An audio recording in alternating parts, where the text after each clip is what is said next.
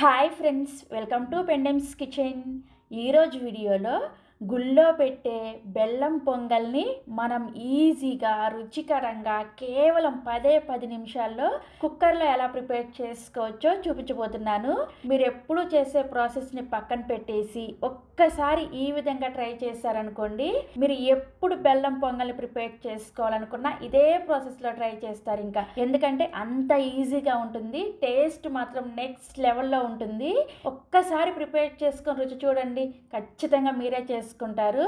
So ఇక ఏ మాత్రం ఆలస్యం చేయకుండా ఈ బెల్లం పొంగల్ని 10 నిమిషాల్లో కుక్కర్లో గుళ్ళో పెట్టే ప్రసాదం టేస్ట్ వచ్చే విధంగా ఎలా ప్రిపేర్ చేసుకోవచ్చో వీడియోలోకి వెళ్ళి చూసేయండి. ఈ బెల్లం పొంగల్ని ప్రిపేర్ చేసుకోవడం కోసం నేను ఇక్కడ ఈ చిన్న కప్పు తోటి చూపించబోతున్నాను. మీరు ఏ కప్పు కొలతైనా సరే తీసుకోవచ్చు.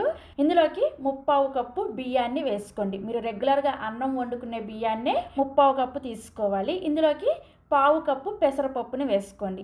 మీకు ఒకవేళ పెసరపప్పు వేసుకోవడం ఇష్టం లేదనుకోండి, మొత్తం బియ్యాన్నే వేసుకొని, అంటే 1 కప్పు బియ్యాన్ని వేసుకొని సేమ్ ప్రాసెస్లో ప్రిపేర్ చేసుకోవచ్చు. కాకపోతే కొంచెం పెసరపప్పుని వేసుకున్నారంటే చాలా రుచిగా ఉంటుంది ఈ బెల్లం పొంగలి. వీటిని ఒక గిన్నెలోకి వేసేసుకొని 2-3 సార్లు శుభ్రంగా కడగండి. ఇలా కడిగేసి నీళ్లు పోసుకొని పక్కన పెట్టేసుకోండి. వీటిని నానబెట్టాల్సిన అవసరం ఏమీ లేదనమాట. మనం జస్ట్ జీడిపప్పు అవి వేయించుకునేంతసేపు పక్కన పెట్టుకుంటే సరిపోతుంది.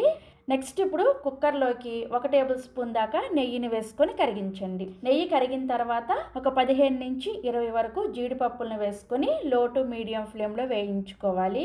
జీడిపప్పు ఇలా చక్కగా ఎర్రగా వేగిన తర్వాత ఒక గిన్నెలోకి తీసుకొని పక్కన పెట్టేసుకోండి. నెక్స్ట్ ఇప్పుడు ఇదే నెయ్యిలోకి 1 టేబుల్ స్పూన్ దాకా ఎండు కొబ్బరి ముక్కల్ని వేసుకొని వేయించుకోండి. ఇలా ఎండు కొబ్బరి ముక్కల్ని వేసుకొని ఈ బెల్లం పొంగల్ని ప్రిపేర్ చేస్తే మధ్యలో పంటికి తగిలినప్పుడు చాలా రుచిగా ఉంటుంది. తప్పకుండా వేసుకోండి.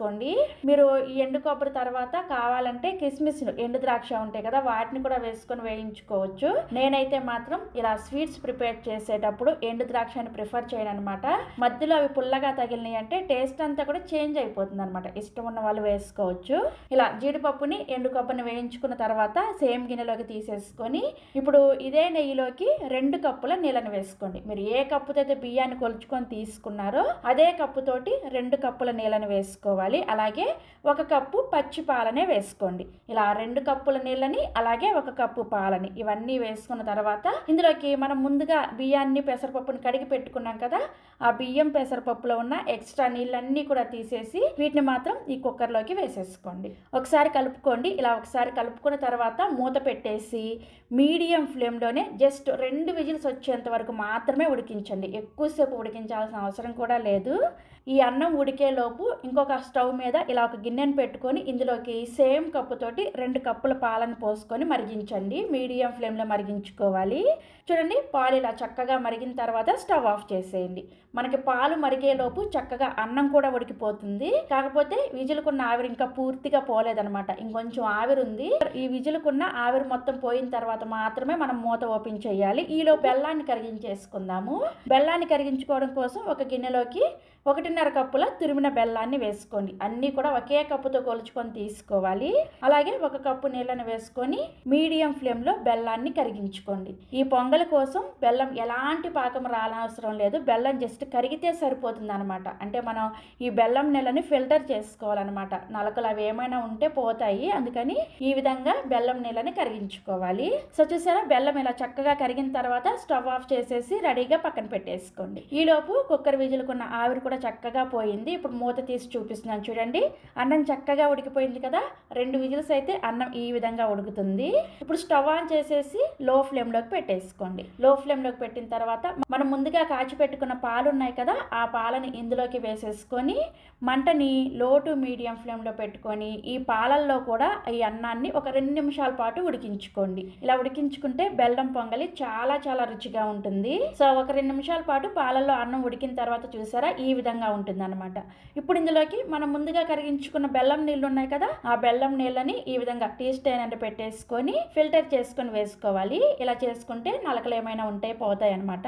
బెల్లం నీళ్ళని వేసుకున్న తర్వాత కూడా లో ఫ్లేమ్లో మాత్రమే ఈ అన్నాన్ని మరొక 2 నిమిషాల పాటు ఉడికించుకోండి. ఎక్కువసేపు ఉడికించాల్సిన అవసరం లేదు.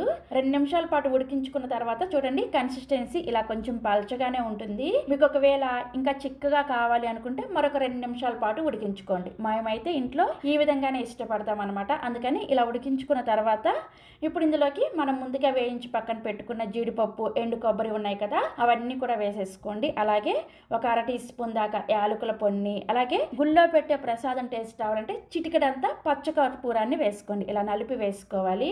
మరి ఎక్కువగా పచ్చకర్పూరాన్ని వేసేసారంటే ఫ్లేవర్ అంతా డామినేట్ చేసేస్తాను అనమాట. జస్ట్ ఒక్క చిటికెడంతా ఇలా నలిపి వేసేసుకొని 1 టేబుల్ స్పూన్ దాకా నెయ్యిని కూడా వేసుకొని కలిపేసుకోండి. ఇలా కలుపుకున్న తర్వాత పూర్తిగా చల్లారాక మీకు చూపిస్తాను చూడండి. పూర్తిగా చల్లారిన తర్వాత కూడా గట్టి పడకుండా చాలా పర్ఫెక్ట్గా ఉంటుంది ఈ బెల్లం పొంగలి. చూడండి పూర్తిగా చల్లారిపోయి పైన లేయర్ కూడా వచ్చింది కదా, పూర్తిగా చల్లారాక మీకు చూపిస్తున్నాను. చూడండి ఎంత పల్చగా మనం ప్రిపేర్ చేసినప్పుడు ఎలా ఉంది అదే విధంగా ఉంటుంది. అస్సలు గట్టి పడదనమాట. చాలా రుచిగా ఉంటుంది.